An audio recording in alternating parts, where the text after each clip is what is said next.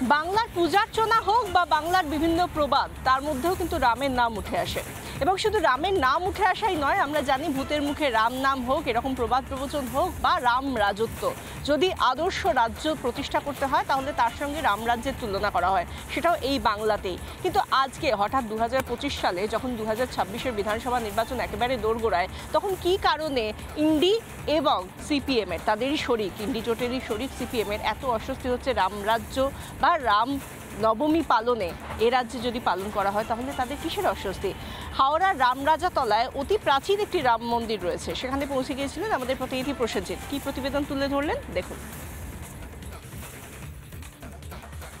হিন্দু সনাতনীদের উপর যেভাবে অত্যাচারের একটা বার্তা, রাম মন্দির নিয়ে বিভাজনের কথা যখন বলা হচ্ছে, তখন সাধারণ মানুষের কাছ থেকে আমরা জানার চেষ্টা করব, রাম মন্দির নিয়ে একটা বিভাজন তৈরি করার চেষ্টা চলছে। সেখানে জানা যাচ্ছে যে রাম নাকি এই যে রামনবমী আসছে, যে ফেস্টিভ্যালটা আসছে, সেটা নাকি হিন্দুত্বদের নয়, এটা হচ্ছে অবাঙালিদের। কি বলবেন আপনারা? তো সাধারণ মানুষ, রামকে নিয়ে আপনারা এত ধরনের সাধনা করে এসেছেন, এখানে 350 বছরের পুরনো রাম মন্দির, কি বলবেন?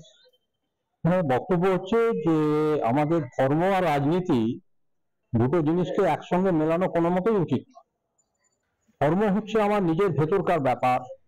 আমার ধর্ম যেমন পদার্থের যেমন কঠিন তরল বায়বীয় আছে, সেরকম আমারও ধর্ম হচ্ছে যে আমি একটা জিনিস, আমার ধর্মের অনুশাসন নিয়ম কানুন শিখবো, শিখে কিভাবে প্রয়োগ করব, এবং আমি নিজের মনে সেটা কতটা আত্মস্থ করবো, সেটাই হচ্ছে ধর্ম। যেটা বলেছে সেটা খুবই যুক্তিসম্পন্ন বা অর্থবত্তা না।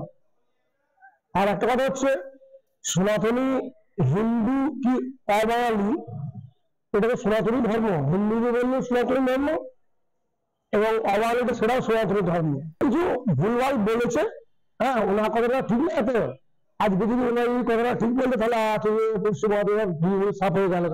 সাধারণ মানুষ থেকে সেবায়তরা সকলেই কিন্তু রামকে নিয়ে রাজনীতি করতে চান না। যিনি এই কথার মধ্যে বলেছেন যে সুজন চক্রবর্তী, তার কথা পরিপ্রেক্ষিতে সাধারণ মানুষ জবাব দিচ্ছে যে রামকে নিয়ে কখনোই রাজনীতির আসনে বসানো যাবে না। হাওড়া থেকে প্রসেনজিৎ অধিকারীর রিপোর্ট, রিপাবলিক বাংলা।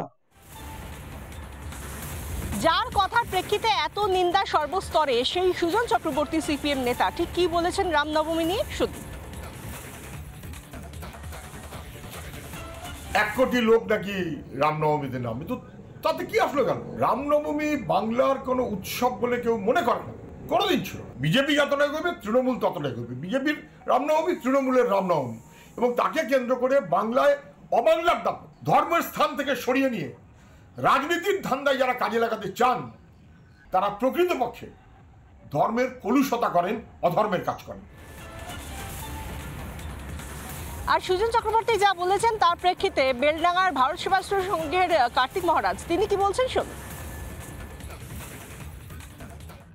যখন দেখছে ভারতীয় সংস্কৃতিতে উদ্বুদ্ধ হচ্ছে সারা পৃথিবীর মানুষ, যেখানেই সনাতন সংস্কৃতির, সনাতন হিন্দু ধর্মের মানুষ আছেন, সেখানেই রামনবমী উৎসব উদযাপন হবে, জন্মাষ্টমী হবে।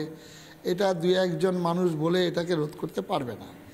কোন যুগে কুম্ভমেলা হয়েছিল আমরা জানি না, আজও মানুষ ছুটছেন সেখানে, পোশাক, খাদ্য, ভাষা ভুলে একত্রিত হচ্ছেন। 2-1 মানুষ কি বললেন, এরা ইতিহাসের পাতা থেকে মুছে যাবে, কিন্তু ভারতবর্ষের সংস্কৃতি চিরন্তন, শাশ্বত থাকবেই অনাদি অনন্তকাল থেকে। কমরেড বলা হয়, আমরা আমাদের ভারতীয় সংস্কৃতি বললে না, তোমরা কমরেড তোমাদের নয়, তোমরা ফুল রেট দেবো, তোমরা এসো। আজকে ফুল রেটের জন্য সব ছুটে আসছে। কমরেড ওরা একটা মানুষের রেটটা কম হয় না, মানুষের রেটটা ফুল রেট দেওয়া হয়। নানা ধরনের কন্টেন্ট দেখার জন্য লাইক করুন, শেয়ার করুন আমাদের ফেসবুক পেজ, সাবস্ক্রাইব করুন আমাদের ইউটিউব চ্যানেল।